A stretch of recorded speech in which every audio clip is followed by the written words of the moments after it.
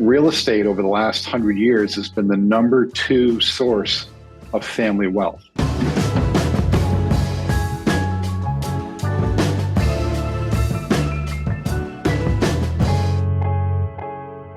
Thanks for tuning into this week's episode of Change in the Market. I'm your host today, Kevin Chamala, and with us is CEO and President Joanne Gogan. Thanks for joining us today, Joanne. How are we today? Doing well. Thanks for having me. And also with us is Chairman and noted industry luminary, Chris Masiello. Thank you for joining us today. Hey, good morning. Good to be with both of you.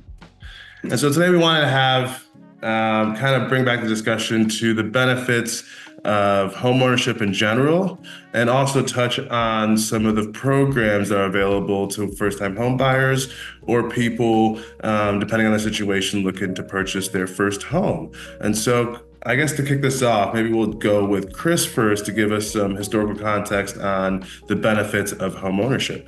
Yeah, thanks, Kevin. Yeah, really timely topic. You know, we're kind of at the peak of interest rates, and we're going to see interest rates start to decline over the next 12 to 18 months.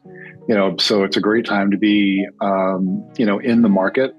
You know, for first-time home buyers, you know, one of the things to pay attention to is real estate over the last 100 years has been the number two source of family wealth, right behind, stocks. So, when you're thinking about your long-term family success, and, as like mom and dad, you're like the co-CEOs of the family, that's where you want to invest your money. That just brought me back to the time I bought my first home. Time flies. Yeah. So with that also brings me to things about some of the things I had to do to get the proper financing or to get in the proper position to buy a home. So Joanne, maybe touch on some of the programs that are available in Maine and New Hampshire that would assist people in making that purchase. Sure, happy to. And you're right. The investment of a home, any real estate is such a sound investment. But when you're a first-time home buyer, the path to get there can be winding, especially when all you hear about are interest rates and appreciation. The reality is we are fortunate in this region to have some incredible partners in our industry with our state housing authorities. Vermont, New Hampshire, and Maine all have some really world-class programs for first-time home buyers. They make it easy, a little bit of education you might have to do, take a few classes, but you will benefit from a low fixed rate mortgage. You have down payment assistance anywhere from, $5,000 and up. You will have tax credit. This is all very real money that you will be bringing to the closing table. And, local lenders certainly are well equipped to help first-time home buyers access these funds. It's not something that a lot of people talk about, though. We tend to grab those headlines of, housing inventory at all-time lows, appreciation. The reality is there are many opportunities for first-time home buyers with our state partners.